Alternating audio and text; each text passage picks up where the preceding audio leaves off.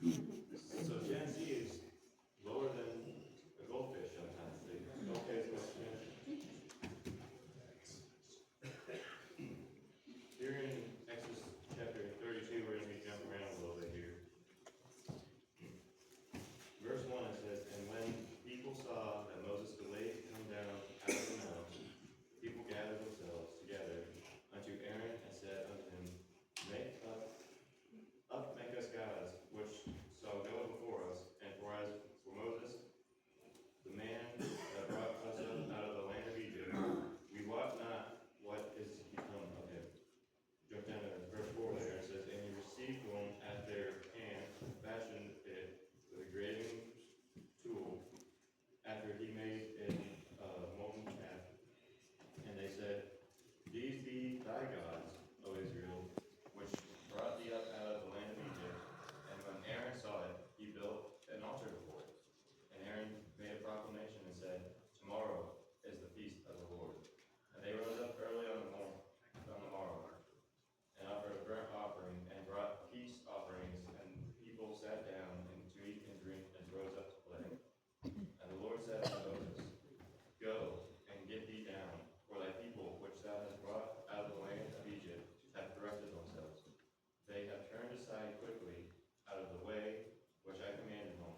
They have made a molten calf and worshipped it, and have sacrificed thereunto, and said, These be thy gods, O Israel, which have brought thee up out of the land of Egypt. Here we see Moses went up on the mount to talk to God, to get the laws and get the Ten Commandments written down on stone tablets. And just looking and reading at this, I would love to know where they made the jump of Moses is up on the mount, he's not coming down, so let's make a golden calf. Moses had been up there for 40 days. He had been up down the mount multiple times. And he had not come down in those previous 40 days that he'd gone up the last time. In Exodus 32:1, we see that he had delayed to come down the mount. And so they said, Let us make our own gods, because we don't know what happened to him. For all we know, he might be dead up there. We want not of what Moses, of the God of Moses. We want not of what he has. And they willingly broke some of the commandments, because God had spoken directly to them about the Ten Commandments and about some other laws. We see in chapter 20 where God talks to them about that. And I don't know about you, but if there's a cloud in the sky, thunder, lightning, and flames coming out of it, and it tells me something, I'm probably going to follow it. If it tells me to throw a third base, and I can't throw third base, you know what? I'm throwing third base no matter what. But they jumped straight into making another God.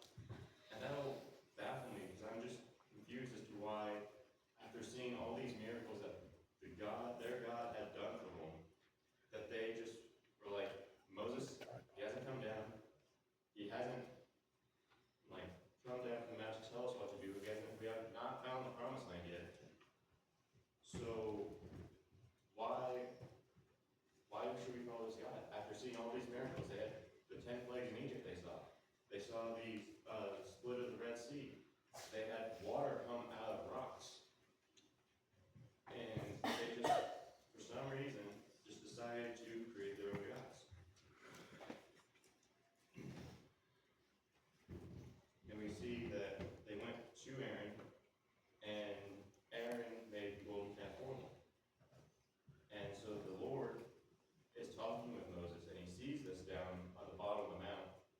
And he turns to Moses, and he goes, The people have turned against me. They have brought on my wrath because they have sinned against me, knowing full well that creating another idol was one of the 10 Commandments, and it's sin. And they had sacrificed thereunto it and worshipped it, and they were singing, dancing, drinking, having merry time. And so we see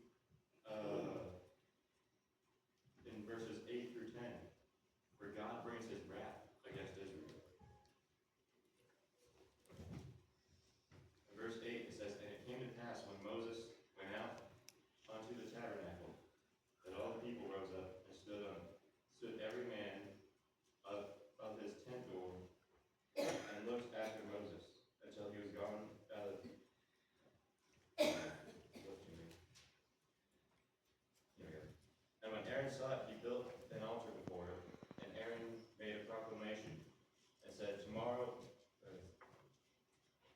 came and turned aside quickly, here it is, out of the way which I commanded them. They made them a molten calf and worshipped it and had sacrificed unto and said, These be thy gods, O Israel, which have brought thee up out of the land of Egypt.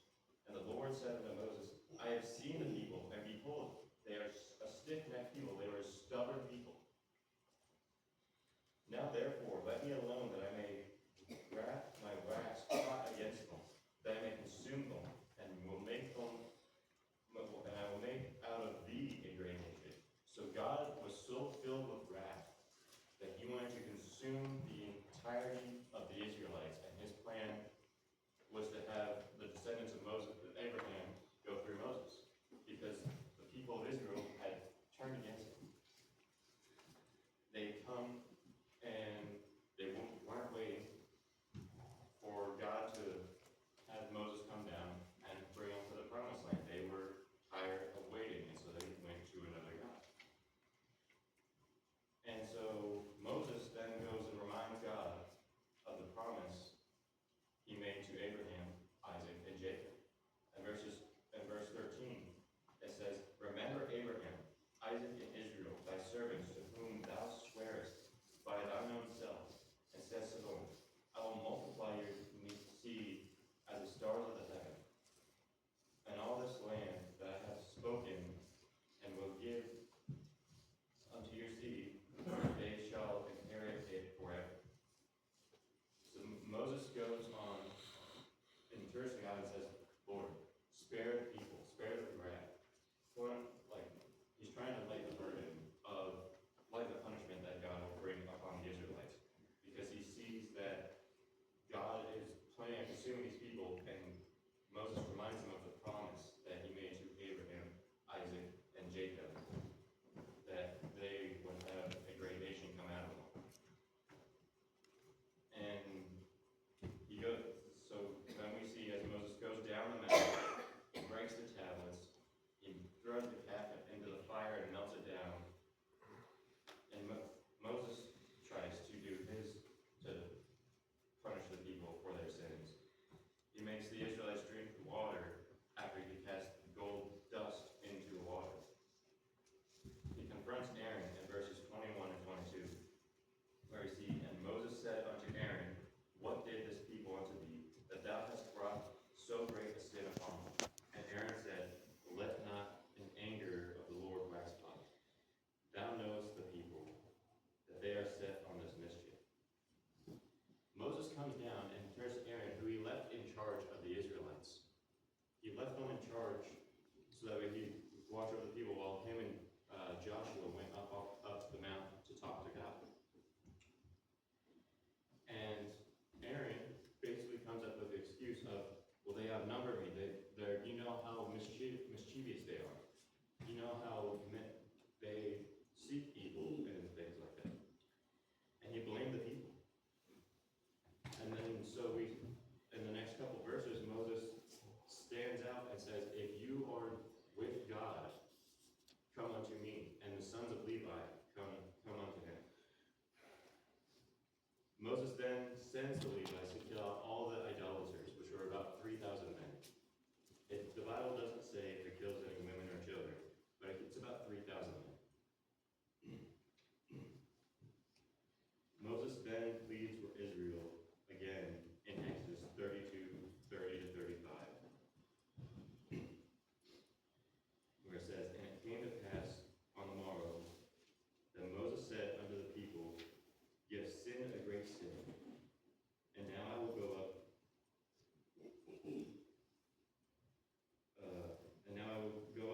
unto the Lord. Peradventure, I shall make an atonement for your sin. And Moses returned to the Lord and said, Oh, this people have sinned a great sin, and have made them gods of gold. Yet now, if thou wilt forgive their sin, and he pauses. That dash in there is not in the original manuscripts of these verses. It actually is just a broken sentence, which shows us that when Moses was writing this part of the book, he broke down a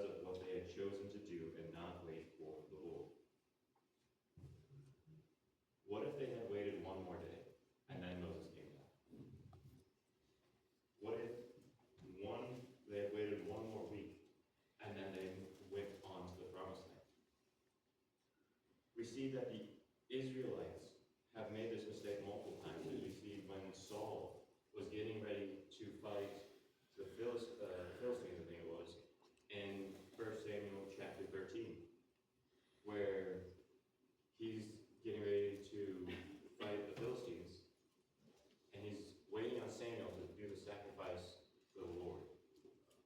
And he doesn't see Samuel coming, and the Philistines are coming upon him, so he did the sacrifice himself. When he finished the sacrifice, Samuel came to Saul and asked, "What have you done? You did not wait for the Lord. The Lord had me wait because it wasn't the right time."